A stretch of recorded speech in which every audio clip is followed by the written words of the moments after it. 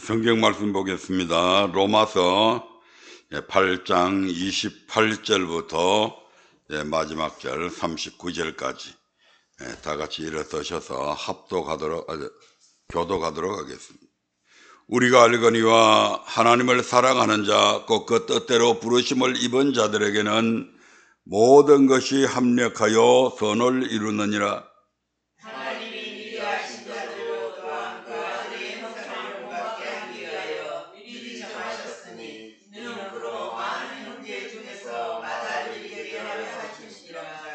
또 미리 정하신 그들을 또한 부르시고, 부르신 그들을 또한 의롭다 하시고, 의롭다 하신 그들을 또한 영화롭게 하셨느니라.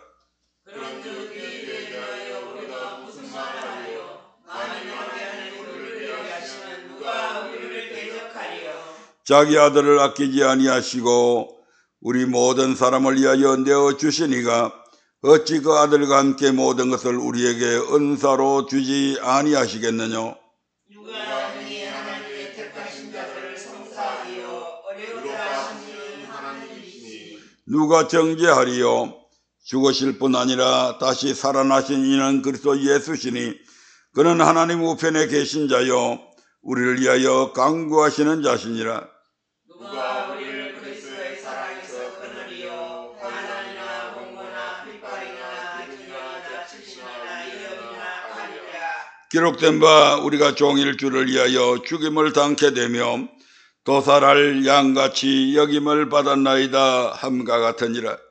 그러나 이 모든 일에 우리를 사랑하시는 이로 말미암아 우리가 능력히 이기느니라. 내가 확신하노니 사망이나 생명이나 천사들이나 권세자들이나 현재일이나 장래일이나 능력이나 높음이나 깊음이나 다른 아무 피조물이라도 우리를 우리 주 그리스도 안에 있는 하나님의 사랑에서 끊을 수 없으리라.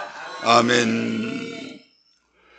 오늘 우리에게 주신 본문의 말씀을 통해서 로마서 강의 20번째 시간으로 함께 은혜 나누도록 하겠습니다.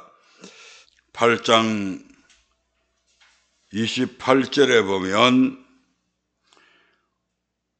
우리가 알거니와 하나님을 사랑하는 자, 곧 그 뜻대로 부르심을 입은 자들에게는 모든 것이 합력하여 선을 이룬다고 말씀하고 있습니다.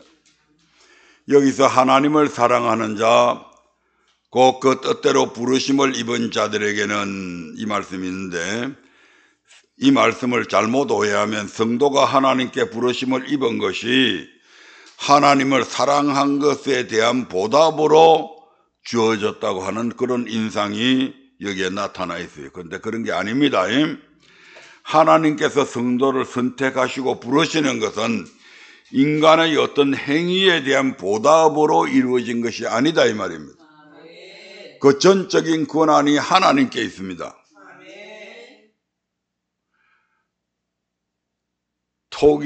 토기장이가 옹기를 만들 때 이것은 어떤 그릇으로 용도로 써야 되겠다, 화병으로 써야 되겠다, 밥그릇으로 써야 되겠다, 국그릇으로 써야 되겠다, 그 권한은 전적으로 토기장에게 있죠. 근데 나는 왜 저렇게 예쁘게 안 만들어졌어요? 이렇게 말할 수 있어요? 말할 수 없는 겁니다. 마찬가지로 우리로 하여금 우리를 하나님께서 수많은 사람들 가운데서 우리를 성도를 선택하시고 부르시는 것은 누가 선한 마음을 갖고 착하게 살았기 때문에 이런 대가로 주어진 게 아니다 이 말입니다. 하나님의 전적인 은혜로 이루어진 것입니다. 오직 하나님의 주권적인 은혜로서 비롯됩니다. 그래서 본 구절은 하나님을 사랑하는 자와 부르심을 입은 자를 동격으로 취급하고 있습니다. 그 말씀은 하나님을 사랑하는 자는 하나님께 부르심을 입은 자고 하나님께 부르심을 입은 자는 하나님을 사랑하는 자다 이 말씀입니다. 아멘. 그리고 그들에게는 모든 것이 합력하여 선을 이룬다고 말씀합니다. 모든 것이 합력하여 선을 이룬다. 모든 세상 사람들도 마찬가지겠지만 특별히 우리 예수 믿는 사람들에게 일어나는 모든 일, 그 모든 일 가운데는 즐거움만 있는 게 아니죠. 즐거움과 고통, 고난, 좋은 순경과 같은 환경이 있는 반면에 열악한 역경이 있고, 때로는 복을 받는 반면에 때로는 우리가 저주를 받기도 하고, 이런 모든 일들 이 말입니다. 그래서 우리에게 일어나는 이런 모든 일은 합력하여 선을 이룬다. 좋은 환경에서만 자라나서 막 좋은 것을 이루는 것이 아니고, 즐거운 일들만을 통해서 우리가 막 성장하는 것이 아니고, 때로는 우리에게 슬픈 일들, 고난과 고통을 통해서도 우리는 성장한다 이 말입니다. 아멘. 여기서 선을 이룬다고 하는 것은 창조의 목적대로 살게 한다 이 말입니다. 좋은 환경 속에서만 큰 부자가 되었어야 창조의 목적대로 사는 것이 아니고, 고난을 통해서도 창조의 목적대로 산다 이 말입니다. 이 말씀을 간단하게 요약해 놓은 말씀이 신명기 29장 29절에 있습니다. 신명기 29장 29절 보면 시작. 오묘한 일은 우리 하나님 여호와께 속하였거니와 나타난 일은 영구히 우리와 우리 자손에게 속하였나니 이는 우리로 이 율법의 모든 말씀을 행하게 하심이니라. 아멘. 오묘한 일, 우리 인간의 생각으로서는 도저히 납득이 안 되고 이해가 안 되는 그런 일들, 그것은 누구에게 속했다고요? 우리 하나님께 속했습니다. 예레미야 12장 1절부터 5절에 보면 예레미야가 참 너무너무 속이 답답해 갖고 하나님 앞에 이런 기도를 합니다. 하나님, 도대체 이해가 안 됩니다. 우리 하나님은 선하신 하나님이시고, 선하신 하나님은 하나님의 말씀에 순종하는 자들에게는 복을 주셔야 되고, 악을 행하는 자들에게는 심판을 행하셔야 되는데, 어떻게 악인이 형통할 수가 있습니까? 도대체 이해가 안 갑니다, 하나님.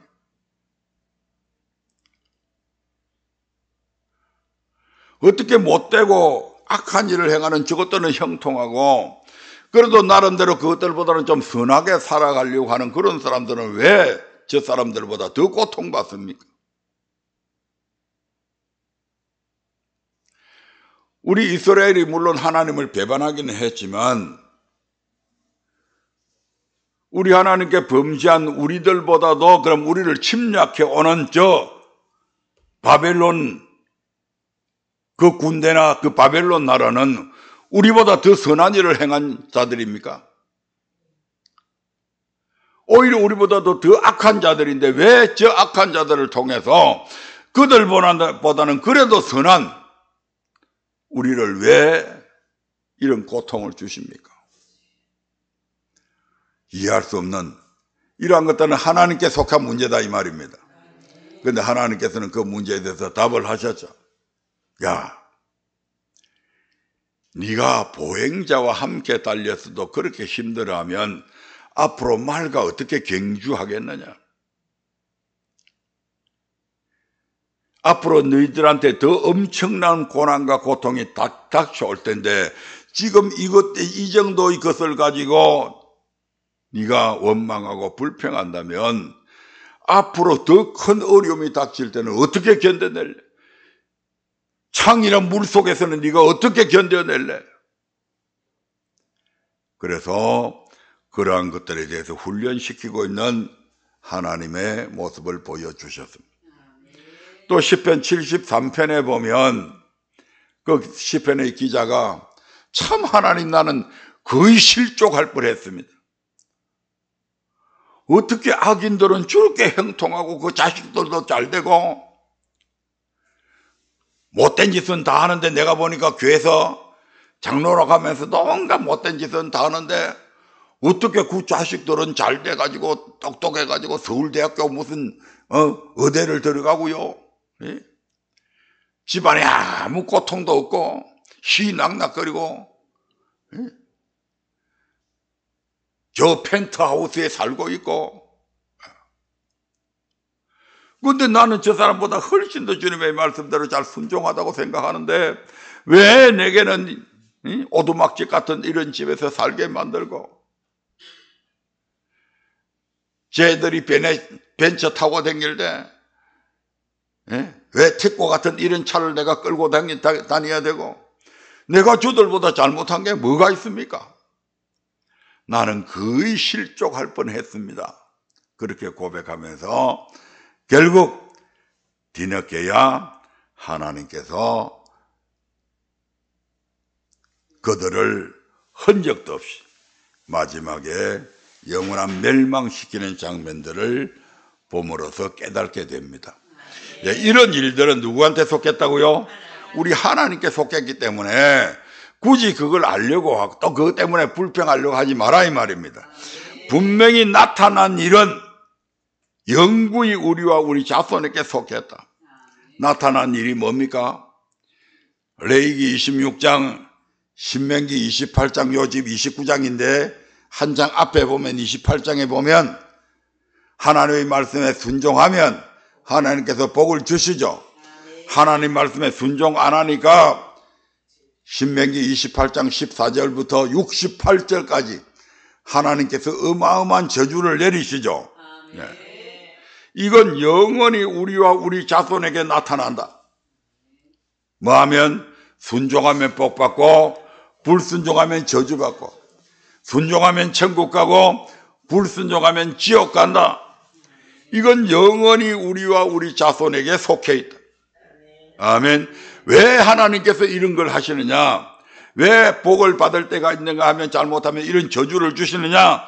이는 우리로 이 율법의 모든 말씀을 행하게 하기 위함이다. 율법의 말씀을 행한다고 하는 말은 다른 말로 뭐다? 선을 행하는 거잖아요. 창조의 목적대로 살아가는 거잖아요. 창조의 목적이 우리라 이거 율법대로 하나님을 섬기게 하는 것이죠. 그것이 선이란 말이에요. 그러니까 이런 모든 환경, 복만 받아서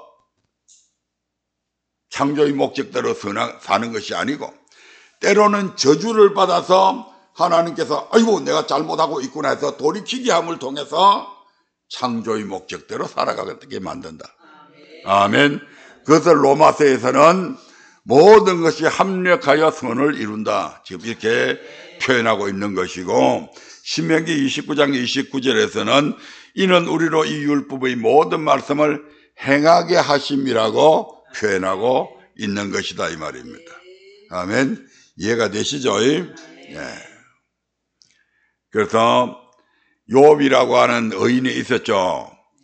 그런데 욥이 얼마나 의로웠는지는 이미 다 알고 계시죠. 모르면 집에 가서 욕지 찾아보면 납니다.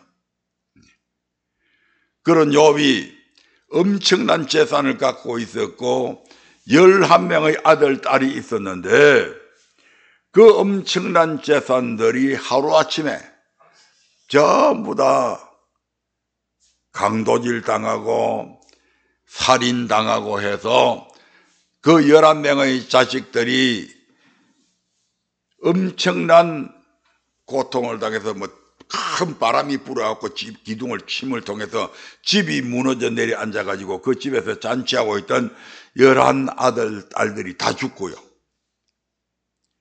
그가 가지고 있던 수많은 소떼, 양떼가 다 강탈당해버리고요. 완전히 하루아침에 알거지가 되어버려요. 아멘. 그럼에도 불구하고 하나님을 원망하지 아니한, 주신 분도 하나님이시요 가져가신 분도 하나님이시니 오직 하나님이 영광을 받으셔야 된다고 그렇게 노래했던 이 욥. 그런 욥에게 하나님은 왜 고통을 주실까?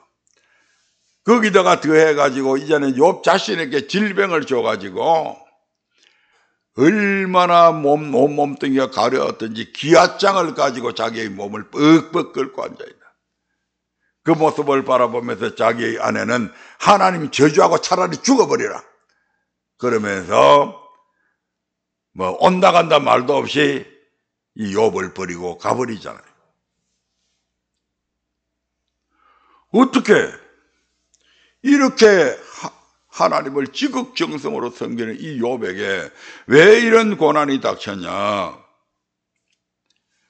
바로 욥은 엄청난 그 의로움 때문에 오히려 교만해서 나중에 알고 보니까 욥의 마음속에는 하나님보다 자신이 더 의롭다고 하는 교만이 있었다 이 말입니다. 그 교만 때문에 욥은 멸망받을 수밖에 없다 이 말입니다. 그래서 하나님께서는 그러한 욥을 사랑하셔서 그 욥의 영혼을 건지기 위해서 그의 육신에 이와 같은 고통을 줬다고 밝혀지고 있습니다. 또 히스기야라고 하는 왕이 있죠. 이스라엘의 성군 그러면 다윗인데 다윗과 버금갈 정도로 위대한 왕이 바로 이 히스기야 왕입니다. 그런데 이 히스기야 왕이 무슨 잘못을 저질러 가지고 하나님께서 무슨 잘못을 저질렀는지 뚜렷한 건 안 나오는데 하나님께서 히스기야에게 죽을 병을 줬습니다. 야, 네가 이 병에 걸려서 살지 못하고 죽을 것이다. 예, 이사야 선지자를 통해서 예언하시죠. 그래서 이 히스기야가 멀쩡한 자기가 죽는다고 그러니까 얼마나 두려웠던지 그때부터 면백을 하고 백을 딱 바라보고 하나님 앞에 간절하게 기도를 합니다. 그 기도하는 모습을 이사야서에서는 학이 목을 길게 빼고 기도하는 것처럼 제비 새끼가 찌지배배 하고 하는 것처럼 하나님 앞에 기도했다고 그렇게 말씀합니다. 그렇게 기도하는 그 히스기야에게 하나님께서는 다시 이사야를 보내가지고 이 히스기 죽을 병에 걸린 이 히스기야를 살려주고 내가 네 생명을 15년 동안 연장시켜 주겠다 해가지고 회복시켜 줍니다. 히스기야가 가만히 그 과정을 돌아보면서 왜 나를 고쳐주실 하나님이 왜 내게 죽을 병을 주셨을까? 곰곰이 생각해 보니까 내가 이런 잘못을 해가지고 내가 죽게 생겼는데 지옥 가게 생겼는데 내 영혼이 하나님께서 내게 이 죽을 병을 줌을 통해서 나로 해결시켜 나의 잘못을 깨닫게 하고 해결시켜 주셔서 내 영혼을 구원하시기 위해서 이와 같은 죽을 병을 주셨구나 하는 것을 깨닫고 오히려 하나님께 감사하잖아요. 아멘. 네. 내게 큰 고통을 더하신 것은 나의 영혼을 사랑하사 멸망의 구덩이에서 건지셨고 이렇게 고백하는 거죠. 아멘. 네. 시편 119편에 보면 시편 기자가 고난 당하기 전에는 내가 걸어 행하였더니 이제는 내가 주의 말씀을 지키나이다. 고난 당한 것이 내게 유익이라 이뤄내어 내가 주의 율례를 배우게 되었나이다. 고난 당하기 전에는 온갖 못된 짓을 하다가 비로소 고난이 닥치니까 오히려 바른 삶을 살게 되었다 이 말입니다. 그렇다고 한다면 이 고난이 그 사람한테 유익한 것입니까? 무익한 겁니까? 유익한 거잖아요. 왜냐하면 그 고난 때문에 오히려 하나님의 말씀을 지키게 되었으니까. 하나님의 말씀을 지켰다고 하는 것은 영혼 구원 받는다 이 말입니다. 고린도전서 5장 1절부터 5절에 보면 사도 바울이 이런 얘기를 합니다. 고린도 교회 안에 어떤 사람이 자기 아버지 아내와 음행한다고 하는 소문이 들리는데 왜 그런 자를 그대로 용납하고 징계하지 않냐?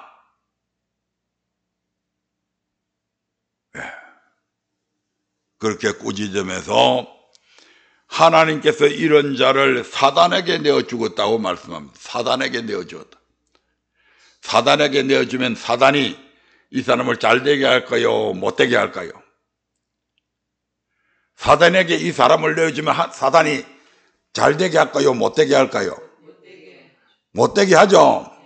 뭐 차량 사고가 나가지고 뭐 다리 몽댕이로 끊어버리든지 하여튼 엄청난 사단에게 욥을 사단에게 내어주니까 사단이 욥의 집구석을 완전히 다 망쳐버리고 욥까지 질병에 걸리게 만들어서 이 밤낮으로 기아장을 갖고 뻑뻑 몸을 꺾게 만들었잖아요.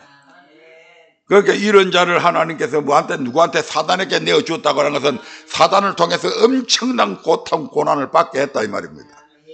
왜 그렇게 했는가 보니까 이는 육신은 매라고 영은 주 예수의 날에 구원 얻게 하려 합니다. 이런 자들까지도 자기의 계모와 음행한 이런 자들까지도 때로 하나님께서 살리기 위해서 영혼 구원받게 하기 위해서 사단에게 내어줘가지고 엄청난 고난을 통해서 그로 하여금 회개하고 돌이켰어. 결국 육신은 그러한 죽을 병에 걸려서 죽어가지만 그 영혼은 살리기 위해서 우리 하나님은 이런 일들도 하신다 이 말입니다. 그래서 하나님을 사랑하는 자, 곧 그 뜻대로 부르심을 입은 자들에게는 모든 것이 합력하여 뭘 이룬다? 선을 이룬다. 창조의 목적을 이루게 만든다. 아멘. 그러면서 29절에 보면 이렇게 말씀합니다. 시작. 하나님이 미리 아신 자들로 또한 그 아들의 형상을 본받기 위하여 미리 정하셨으니 이는 그로 많은 형제 중에서 맏아들이 되게 하려 하심이라. 그 아들의 형상을 본받기 위하여 성도는 창세전에 하나님의 미리 아신 바 되셨고 그 아들의 형상을 본받게 하기 위하여 미리 정하신 바 되셨다고 성경은 그렇게 가르치고 있죠. 창세전에 이 세상을 창조하기 전부터 저와 여러분은 하나님의 아신 바 되어졌다 이 말입니다. 그래서 그 아들의 형상, 그리스도의 형상을 본받게 하기 위해서 하나님께서 미리 예정하신 가운데서 저와 여러분들이 이 땅에 태어나게 된 겁니다. 우연히 태어난 게 아니라고요. 그래서 에베소서 1장 4절부터 7절에서 이것을 이렇게 말씀하잖아요. 에베소서 1장 4절부터 7절입니다. 시작. 그 창세전에 그리스도 안에서 우리를 택하사 우리로 사랑 안에서 그 앞에 거룩하고 흠이 없게 하시려고 그 기쁘신 뜻대로 우리를 예정하사 예수 그리스도로 말미암아 자기의 아들들이 되게 하셨으니 이는 그의 사랑하시는 자 안에서 우리에게 거저 주시는 바 그의 은혜의 영광을 찬미하게 하려는 것이라. 아멘. 네, 이 말씀과 로마서 8장 29절의 말씀은 동일한 말씀이다 이 말입니다. 하나님께서 저와 여러분들 창세전에 미리 아시고 그 아들의 형상을 본받게 하기 위해서 창세전에 미리 택하셨다. 그것을 더 구체적으로 8장 30절에 이렇게 말씀합니다. 8장 30절 시작. 또 미리 정하신 것들을 또한 부르시고 부르신 것들을 또한 의롭다 하시고 의롭다 하신 것들을 또한 영화롭게 하셨느니라. 바울이 본 구절에서 구원의 과정을 자세히 나열한 것은 성도로 하여금 성도를 향하신 하나님의 변치 않는 사랑을 알도록 하기 위해서입니다. 여기 구원의 단계들이 나와 있잖아요. 예수 피만 묻으면 구원받는다고요? 아니에요. 하나님께서 우리를 하여금 예수 피 믿기 하기 위해서 미리 아셨고 미리 아신 것들을 미리 정하시고 미리 정하신 것들을 때가 차니까 하나님 앞으로 교회 앞으로 부르시고 교회 안에 나온 우리로 하여금 주가 그리스도시여 살아계신 하나님의 아들이라고 고백함을 통해서 의롭다 만들어 주셨다 이 말입니다. 그렇게 의롭다 만들어 주신 것으로 끝났습니까? 아니죠. 우리를 먼 단계까지 끌고 가야 된다. 영화로운 단계까지 끌고 가야 됩니다. 이 영화로운 단계가 우리에게 남아있다 이 말입니다. 의롭다 하신 과정은 우리가 다 통과했죠. 아멘. 예수 그리스도를 믿음으로 말미암아 우리가 의롭다 하는 과정은 통과했다 이 말입니다. 그 의롭다 하심을 받았으면 이제 끝난 겁니까? 아니죠. 의롭다 하심을 받았기 때문에 이제는 영화로운 단계에 영화롭게 하나님께서 만들어 주실 때인데 이 영화롭게 만드는 과정이 우리가 하나님의 말씀대로 순종하는 과정들이다 이 말입니다. 이건 남아있는데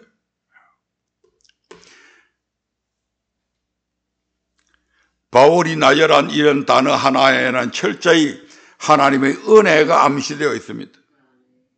우리가 잘나서 그런 게 아니죠. 미리 아신 것도 하나님이셨고, 미리 정하신 분도 하나님이셨고, 우리를 부르신 분도 하나님이셨죠.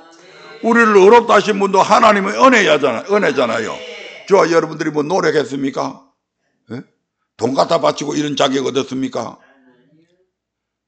하나님의 전적인 은혜로 이와 같은 것을 얻게 되었습니다. 그래서 바울은 에베소 교인들에게 너희가 그 은혜를 인하여 믿음으로 말미암아 구원을 얻었나니 이것이 너희에게서 난 것이 아니요 하나님의 선물이라고 언급했던 것처럼 죄에서 구원 얻는 모든 단계는 하나님의 은혜에 의해서 이루어졌습니다. 아멘. 8장 31절 봅니다. 시작. 그런즉 이 일에 대하여 우리가 무슨 말하리요? 만일 하나님이 우리를 위하시면 누가 우리를 대적하리요? 이 일에 대해서, 이 일련의 우리의 구원의 과정, 이 일에 대해서 무슨 말을 하겠는가? 근데 이 일은 직접적으로는 28절부터 30절까지 언급된 내용들을 지칭합니다. 하지만 더 포괄적으로 보면 3장 21절부터 지금까지 언급한 하나님의 구속사역 전체를 지칭합니다. 다만 28절부터 30절은 하나님께서 인간을 위해 행하신 이 전체 구속사역을 요약해서 말씀하고 있는 것에 불과하다 이 말입니다. 자, 31절 다시 한 번 더 있습니다. 시작. 그런즉 이 일에 대하여 우리가 무슨 말하리요? 만일 하나님이 우리를 위하시면 누가 우리를 대적하리요? 만일 하나님이 우리를 위하시면, 하나님이 여러분들을 이해하고 계세요? 이해하고 안 있어요. 하나님이 우리를 이해하는 정도면 우리가 지금처럼 안 산다 이 말입니다. 그럼 거기에 뭔가 문제가 있는 거죠. 하나님이 어떤 자들을 위하는가? 하나님이 우리를 위하시는 우리 하나님은 전능하신 분이잖아요. 그 하나님이 우리를 위하시면 우리가 모든 일에 승리해야 된다 이 말입니다.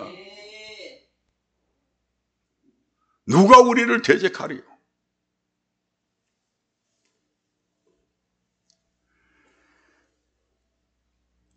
천사장 미가엘이 모세가 죽었을 때 모세의 시체를 두고 마귀가 변론할 때 다른 말보다도 주께서 너를 꾸짖으시기를 원하노라, 유다서 1장 9절에 보면 그렇게 말했던 것을 유다서의 1장 9절에서 기록하고 있습니다.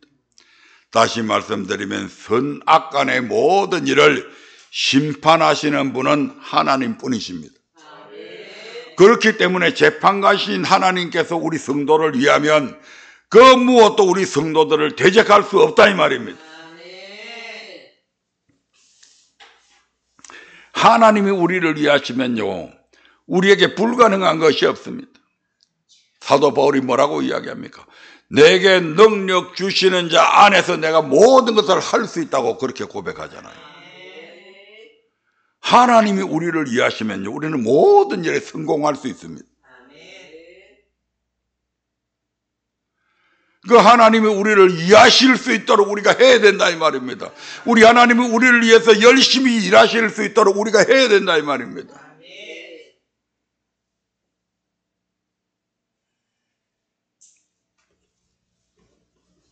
이 부분은 이번 강해가 오늘부로 이제 끝나니까 강해 끝나고 난 후에 별도의 설교를 통해서 제가 자세히 말씀을 드리도록 하겠습니다. 이 양반들 듣기 싫나 봐요. 네. 하나님이 우리를 위하시. 사람으로서는 할 수 없으나 하나님은 다 하실 수 있다. 상천하지 오직 여호와만 하나님이시다. 그 외에 다른 신이 없다. 그 하나님이 우리를 위하시면 사람으로서는 할 수 없는데 하나님으로서는 다 할 수 있느니라. 그 하나님이 우리를 위하시면 저와 여러분들이 지금 이런 모습으로 안 산다 이 말입니다.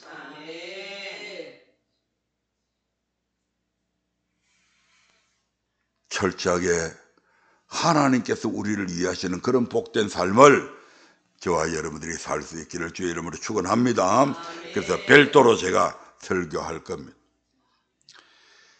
로마서 8장 32절 봅니다. 하나님이 우리를 이해하시며, 하나님은 여태껏 우리를 어떻게 이해하셨는지 32절 천천히 같이 읽어봅니다. 시작. 자기 아들을 아끼지 아니하시고 우리 모든 사람을 위하여 내어주시니가 어찌 그 아들과 함께 모든 것을 우리에게 은사로 주지 아니하시겠느냐. 우리를 이해하시는 우리 하나님은 우리를 어떻게 이해하셨는가? 자기 아들을 아끼지 아니하시고 우리에게 희생 제물로 내어주신 정도로 그렇게 우리를 이해하셨다 이 말입니다. 자기의 독생자로 하여금 온갖 순환과 고초가 따르는 십자가의 죽음이라고 하는 처절한 집행 과정을 겪도록 그렇게 허용하셨습니다. 누구를 위해서요? 우리를 위해서.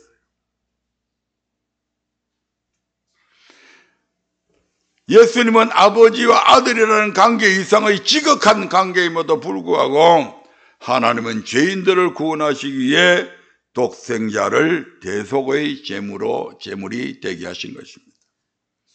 32절 한 번 더 읽겠습니다. 시작.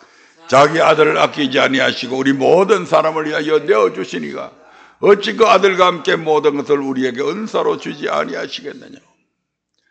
여기서 우리 모든 사람이라고 하는 것은 세상 전체 사람들을 다 만인 구원을 얘기하는 게 아닙니다. 여기서 우리 모든 사람은 26절에 기록된 성령의 강구하심을 입은 자들이고 28절에서 하나님을 사랑하는 자, 곧 그 뜻대로 부르심을 입은 자들이고 29절 30절에서 예정하신 선택된 자들을 말씀하고 있는 겁니다.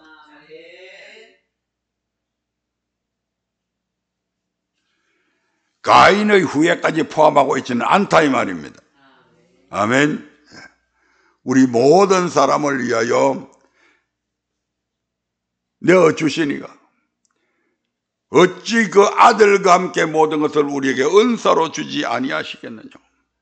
여기서 모든 것은 구원 자체도 될 수 있지만 하늘과 땅의 모든 건셈이 모든 피조물도 포함될 수 있습니다. 심지어 천사조차도 하나님께서 우리에게 선물로 주셨다 이 말입니다. 천사들이 뭐라고요? 심지어 천사도 성도를 위해서 부리는 영으로 활동하고 있다 이 말입니다. 천사들도 저와 여러분들을 위해 우리가 천사보다도 더 존귀한 자다 이 말입니다. 지금은 비록 그렇지 않지만 그 천사도 천사가 우리를 부리는 것이 아니고 성도를 위해서 하나님께서 천사를 부리고 계신다 이 말입니다. 그래서 여러분의 삶의 길목에 천사들이 다 있잖아요. 너희가 어린아이한테 잘못하고 그렇게 하면 그 아이를 지키고 있는 천사가 누구한테 보고한다고요? 하나님 앞에 보고한다고 그러잖아요. 그러니까 함부로 힘이 없다고 나약하다고 무시하면 안 된다 이 말입니다. 왜? 그 힘없는 그 옆에 누가 있다고요? 천사가 있다고요.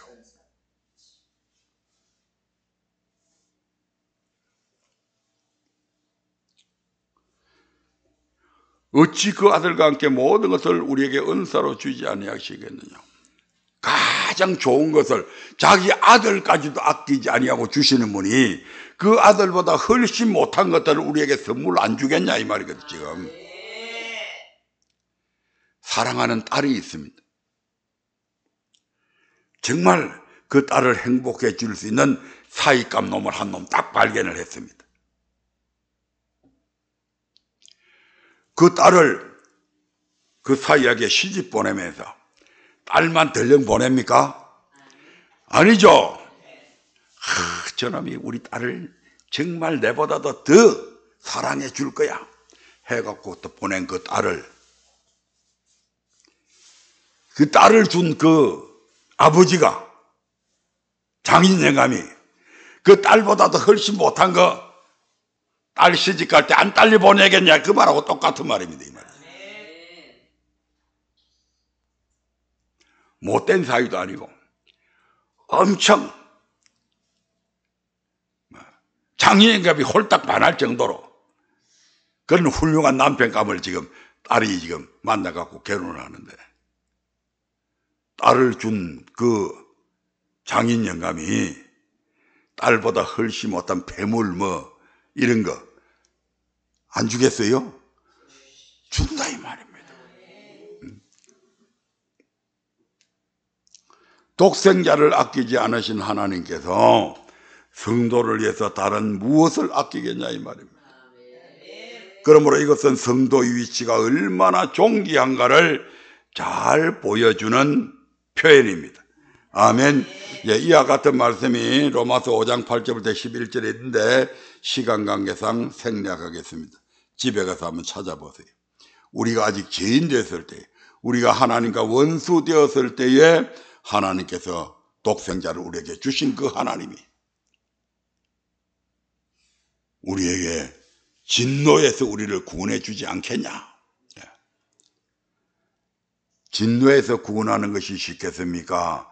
자기 아들을 십자가에 못 박는 것이 더 쉽겠습니까?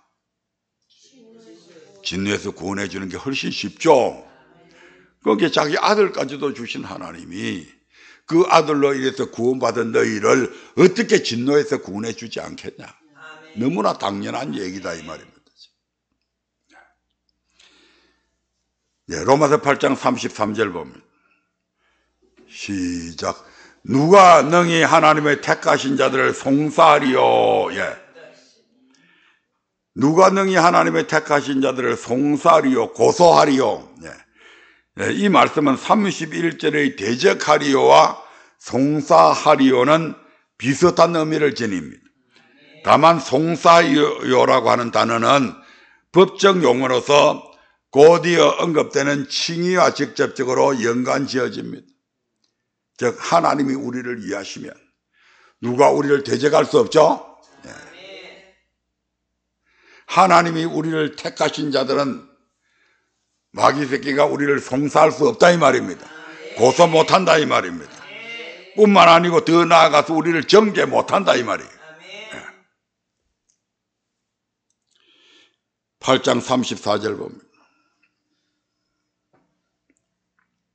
시작. 누가 정죄하리요? 예, 누가 정죄하리요? 아무도 저와 여러분을 정죄할 수 없습니다. 원래 율법 안에는 정죄의 기능이 있다고 말씀드렸죠? 예. 정죄의 기능이 있다고 해서 율법이 우리한테 잘못된 겁니까? 아니죠. 그런데 많은 사람들이 율법은 정죄하는 기능이 있어서 굉장히 율법, 복음은 정죄하는 기능이 있고 무조건 그냥 용서해주고 무조건 사랑해주고 무조건 천국 보내준다고 생각해가지고 완전히 율법과 반대된 개념으로 복음을 생각하고 있는데 그렇지 않죠. 율법에 정죄하는 기능이 있다고 해서 그 율법이 잘못된 겁니까? 아니죠. 아들 잘 되려고 해초리 들고 있는 아버지 잘못됐다고 그러면 안 되잖아요. 그러니까 그런 아비는 필요 없다 이런 말과 똑같이 되잖아요. 성령님도 우리 가운데 오셔서 우리가 잘못하면 성령님이 나무라시죠. 책망하시죠. 그럼 그 성령님이 잘못된 겁니까? 아니잖아요. 율법에 정죄하는 기능이 있다고 해서 그 잘못된 건 아니잖아요. 그렇게 정죄하는 기능이 있는 것은 우리를 살리기 위해서 그렇게 만들어 놓은 거예요. 율법 안에 정죄의 기능이 있다고 하는 것은 율법 안에 회개케 하는 기능이 있다고 하는 말과 같은 말입니다. 이러한 율법의 기능은 하나님의 거룩하신가 의로우신가 선하심에 기인하죠. 우리가 이 앞전에 7장 12절에서 봐왔잖아요. 그러므로 우리가 비록 예수 그리스도 믿음으로 말미암아 대속의 은혜로 의롭다 하심을 받았다 할지라도 의롭다 하심을 받으면 그 다음부터는 율법을 피합니까? 아니죠. 도리어 율법을 굳게 세우죠. 왜냐하면 율법은 하나님을 섬기는 법이고 이는 곧 하나님을 사랑하는 것과 내 이웃을 내 몸과 같이 사랑하는 법이 율법이잖아요. 그러므로 여기서 누가 정죄하리요라는 말씀은 마치 로마서 8장 1절에서 그리스도 예수 안에 있는 자를 지칭하는 것과 같은 말입니다. 육신을 쫓지 않고 그 영을 쫓아 행하는 그리스도 예수 안에 있는 자에게는 결코 정죄함이 없다. 그렇게 선언하고 있잖아요. 로마서 7장 12절 한번 볼까요? 율법은 나쁜 게 아닙니다. 하나님을 섬기는 법. 7장 12절 같이 읽어볼까요? 시작. 이로보건대 율법도 거룩하며 계명도 거룩하며 의로우며 선하도다. 성령님도 거룩하고 의롭고 선하신 분이시고, 그래서 선하지 못한, 의롭지 못한, 거룩하지 못하고 더러운 그런 행위를 하게 되면 당연히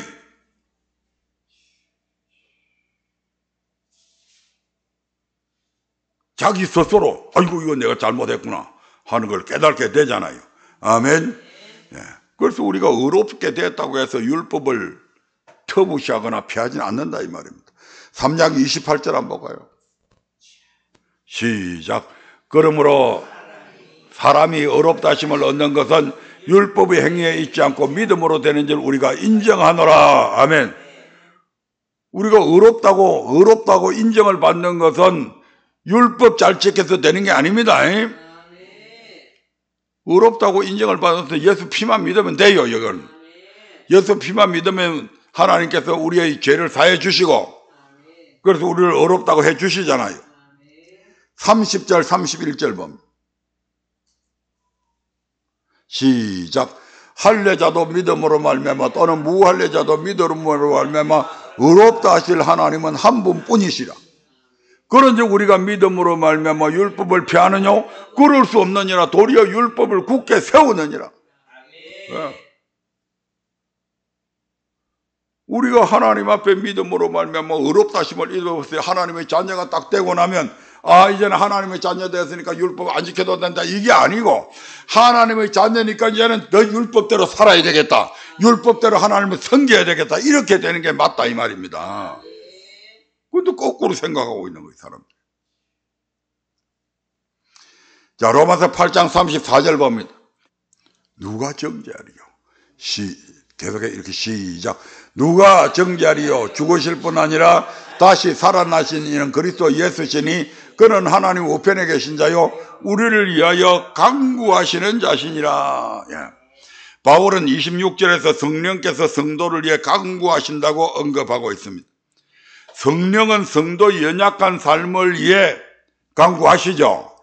저와 여러분들이 어떤 일을 하는데 내 힘으로 할 수 없으니까 성령님께서 우리를 도와주시도록 그렇게 간구하신다 이 말입니다. 우리의 연약한 삶 때문에 간구하시는데, 성자 그리스도는 정죄받을 성도를 위해 변호하시고 탄원하십니다. 다시 말씀드리면 본절에서는 뭐라고 이야기하고 있어요? 예수님께서 우리를 뭐 한다고요? 하나님 우편에 계시고 그 다음에 우리를 위해서 뭐 한다고요? 간구하신다. 즉 간구하다는 말은 기도한다는 얘기죠. 그런데 여기에서는 기도한다는 기도의 형식을 갖추고 있지만, 사실은 기도보다는 이 단어가 진정 의미하는 것은 성도를 위해서 그리스도의 변호와 직접적인 연관이 있다 이 말입니다. 다시 말씀드리면 그리스도께서는 하나님의 보좌 우편에 계시면서 자신이 성취한 구속 사역을 근거로 자기 백성된 성도를 위해 하나님께 변호해 주신다 이 말입니다. 늘 제가 얘기하죠. 우리가 하나님 앞에 서게 되면 마귀 새끼가 우리를 송사하죠. 저 아무개 집사는요, 아무개 권사는요, 아무개 장로는요, 세상에 있어서 요런 못된 짓 했고 요런 짓도 했고 요런 짓도 했는데 저걸 왜 정죄 없다고 그러세요? 저걸 왜 복 주세요? 저걸 왜 천국 데려가고 가려고 그래요? 라고 할 때에 주님께서 자신이 성취한 구속사역, 왜습니까? 십자가에 못 박아 돌아가셨죠 대신. 그 하나님 앞에 변호한다 이 말입니다. 아버지, 제가 저 아무개 권사, 저 아무개 장로를 위해서 제가 십자가에 못 박혀 죽었잖아요. 그 죄 때문에 내가 죽었잖아요. 그렇게 하나님 앞에 우리를 변호해 주신다 이 말입니다. 그러니까 그 죄를 내가 다 받고 십자가에서 죽었겠으니까 저의 죄 그때 잘못했다고 고백했으니까 용서하시는 게 맞잖아요. 이렇게 우리를 변호해 주신다 이 말입니다. 하지만 변호해 주지 않는 사람도 있습니다. 어떤 사람들 하나님을 모르는 자들과 안 믿는 자들이죠. 복음에 복종치 않는 자들, 하나님을 믿으면서도 교회의 장로가 되고 집사가 되고 권사가 되었음에도 불구하고 하나님의 말씀에 복종치 않는 자들까지도 변호하시지는 않는다 이 말입니다. 그러니까 우리가 순종하는 게 얼마나 중요하냐. 데살로니가 후서 1장 8절 9절 보면 시작. 하나님을 모르는 자들과 우리 주 예수의 복음을 복종치 않는 자들에게 형벌을 주시리니 이런 자들이 주의 얼굴과 그의 힘의 영광을 떠나 영원한 멸망의 형벌을 받으리로다. 여기 이런 자들을 구원해 주신다는 것은 아닙니다. 로마서 다시 8장 35절 시작. 누가 우리를 그리스도의 사랑에서 끊으리요? 환난이나 공고나 비폭이나 기간이나 적신이나 위협이나 칼이랴. 지금 바울 자신이 직접 경험했던 엄청난 환난들을 지금 쭉 나열하고 있죠. 더 구체적으로 얘기한 것은 고린도후서 11장 23절부터 27절에 나타나 있는데 이것을 지금 여기에서는 요약해서 대표적인 용어만 지금 선택해서 이야기하고 있는 겁니다. 더 구체적인 건 어디에 있다고요? 고린도후서 11장 23절부터 27절에 있다 이 말입니다. 한번 읽어볼까요? 그런 엄청난 환난 속에서도 그리스도의 사랑에서 끊어내지 못한다 이 말입니다. 그런 것들이, 그런 환경이. 시작. 저희가 그리스도의 일꾼이냐 정신없는 말을 하거니와 나도 더욱 그러하도다. 내가 수고를 넘치도록 하고 옥에 갇히기도 더 많이 하고 매도 수없이 맞고 여러 번 죽을 뻔하였으니 유대인들에게 40에 하나 감암매를 5번 맞았으며 3번 태장으로 맞고 1번 돌로 맞고 3번 파선나는데 일주야를 기품에서 지냈으며 여러 번 여행에 강의 위험과 강도의 위험과 동족의 위험과 이방인의 위험과 시내의 위험과 광야의 위험과 바다의 위험과 거짓 형제 중에 위험을 당하고 또 수고하며 애쓰고 여러 번 자지 못하며 줄이며 목마르고 여러 번 굶고 춥고 헐벗었노라. 사도 바울처럼 그 위대한 사도가 사도 바울의 손수건만 뜯고 가서 환자 위에 얹으면 병이 척척 낫는 그런 능력을 받고 있는 그 사도 바울이 헐벗고 굶주리고 그래서 헐벗었다 적신이다 이 말입니다. 수많은 위험, 칼, 돌에만 사람들이 사도 바울을 막 이단이라고 몰아가지고 돌로 가지고 사도 바울을 머리를 쳐서 쓰러져 있으니까 죽었다고 해가지고 버려두고 간 것을 사도 바울이 성벽을 타고 넘어서 살아난 그런 일들, 그 전부 다 지금 이야기하고 있잖아요. 40에 하나 감암매 39대를 몇 번 맞았다고요? 5번 맞았어요. 3번 태장으로 맞고 복음을 전하기 위해서 배를 타고 가다가 폭풍을 만나가지고 배가 파손해가지고 일주일 동안을 밤낮으로 캄캄한 구름, 파도 그 속에서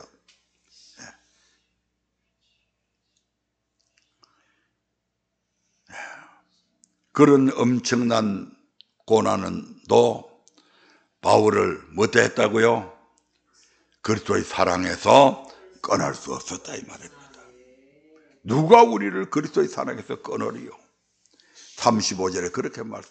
누가 우리를 그리스도의 사랑에서 끊으리요? 이 질문은 앞에서 언급했던 질문들을 포괄합니다. 어느 누구도 성도를 대적할 수 없고 송사할 수 없고 정죄할 수 없는 것은 근본적으로 그리스도께서 성도를 사랑하신다는 사실에 근거한다 이 말입니다. 그리스도가 우리를 이렇게 사랑하시기 때문에 누구도 우리를 대적할 수 없고, 우리를 이렇게 사랑하시기 때문에 송사할 수도 없고 정죄할 수 없다 이 말입니다. 거기 36절부터 37절은 같이 다 딸려오는 말씀입니다. 38절 보겠습니다. 시작. 내가 확신하노니 사망이나 생명이나 천사들이나 권세자들이나 현재일이나 장래일이나 능력이나, 바울은 본절과 39절 상반절에서 어떤 피조물도 그리고 어떤 상황과 여건도 성도의 압도적인 승리를 방해할 수 없음을 진술하고 있습니다. 특별히 지금 방금 읽은 말씀 중에서 사망이나 생명 놔두고 권세자들, 이 권세자들은 누구를 이야기할까요? 주로 사단의 세력하에서 활동하는 악한 영들을 지칭합니다. 왜냐하면 여기에 보면 사망과 생명, 현재일과 장래일 이렇게 서로 대조되는 어법을 구사하고 있죠. 그러면서 천사들이나 권세자들 이렇게 대조하고 있잖아요. 따라서 천사들은 하나님께서 부리시는 영이지만 그와 대조되는 영은 사단에 의해서 조종되는 악한 영들을 의미한다고 보는 것이 타당하다 이 말입니다. 이해되시죠? 그 어떤 것도, 마귀도 천사들까지도, 지금 현재 일도 앞으로 일어날 일도 사망과 생명도 그 어떤 것도 하나님의 사랑에서 끊을 수 없다. 39절 봅니다. 시작. 높음이나 기쁨이나 다른 아무 피조물이라도 우리를 우리 주 그리스도 예수 안에 있는 하나님의 사랑에서 끊을 수 없으리라.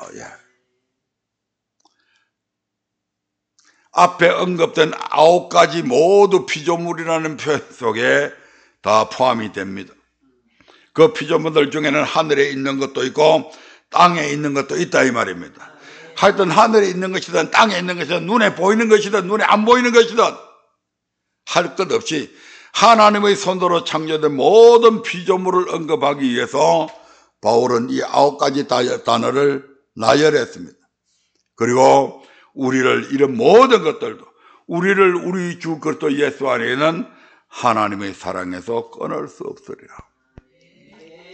이 말씀은 앞에 우리가 35절에서 누가 우리를 그리스도의 사랑에서 끊으리요라는 질문에 대한 결론적인 대답입니다. 자, 그리스도의 사랑에서 우리를 끊을 수 없듯이 하나님의 사랑에서 우리를 끊을 수 없다 이 말입니다. 그리고 이 대답은 37절에서 우리가 넉넉히 이기느니라. 넉넉히, 그냥 겨우겨우 이기는 게 아니고 넉넉히 이기느니라는 진술에 따라서 나오게 되는 필연적인 사실입니다. 반드시 그렇게 된다 이 말입니다. 성도는 지난번에 우리가 봤던 로마서 7장 24절과 같은 비참한 상황에 처했을 때 생명의 성령의 법이 죄와 법의 사망의 법에서 우리 자신을 해방시켰다는 사실과 함께 오늘 우리에게 주신 성도를 향하신 하나님의 지속적인 사랑을 깨닫게 될 때에 우리가 참된 자유와 기쁨을 누릴 수 있게 될 것입니다. 성령님이 죄와 사망의 법에서 우리를 해방하신다. 또 하나님은, 예수님은 우리를 사랑하신다. 그 두 가지만 기억하자 이 말입니다. 그렇게 하면 저와 여러분들은 자유함을 누릴 수 있고 기쁨을 누릴 수 있다 이 말입니다. 저와 여러분들의 한계 앞에 어떤 어려운 상황들이 앞에 있는 9가지 뿐만 아니고 여기에서 열거되지 않은 수많은 열악한 환경들이 저와 여러분들 앞에 있다 할지라도 하나님은 나를 사랑하고 계셔. 그 사랑하는 하나님이 나를 위하시면 이 말입니다. 그리고 우리가 지킬 수 없는 그 법을 생명의 성령의 법이 지키게 해주신 이 두 가지. 그래서 우리는 승리할 수 있고 자유할 수 있고 영원한 생명을 반드시 얻을 수 있다 이 말입니다.